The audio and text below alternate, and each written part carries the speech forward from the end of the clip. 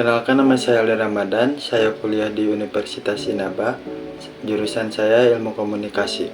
Di sini saya akan membahas teori komunikasi organisasi. Yang pertama yaitu teori organisasi mutakhir. Teori ini beranggapan bahwa human relation saja tidak cukup, tapi organisasi juga harus bersifat adaptif. Organisasi tidak bisa eksis jika tidak memperhatikan perkembangan lingkungan di mana organisasi tumbuh.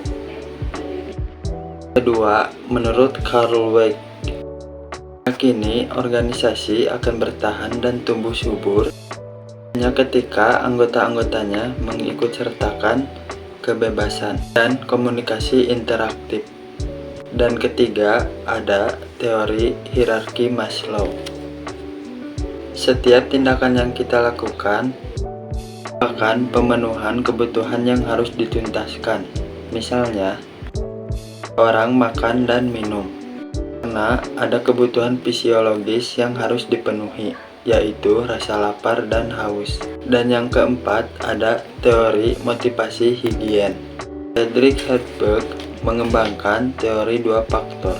Dua faktor tersebut disebut ketidakpuasan dan kepuasan. Itulah contoh-contoh teori komunikasi organisasi menurut saya yang saya pelajari.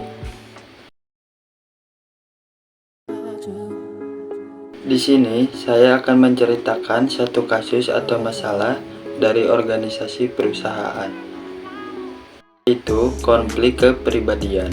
Suatu organisasi yang terdiri dari banyak anggota tentunya akan memiliki perbedaan dalam kepribadian anggotanya masing-masing.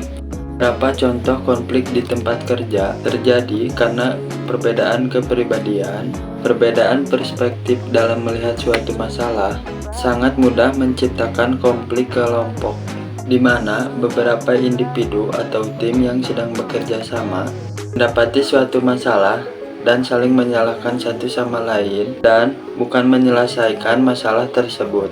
Solusi kasus konflik dalam kelompok adalah dengan mencoba melihat masalah yang terjadi dari kacamata lain dan meminimalisir campur tangan dengan hal-hal yang tidak memiliki hubungan profesional. Jika konflik kerja ini masih terjadi, masalah ini dapat ditingkatkan ke bidang human resources. Dan cara lain, menghormati dari cara kerja satu sama lain, merupakan cara yang efektif untuk mengurangi konflik yang disebabkan oleh perbedaan dalam gaya kerja masing-masing individu. Itulah contoh dari saya, contoh kasus konflik di perusahaan. Sekian dari saya, mohon maaf bila ada kesalahan kata. Terima kasih.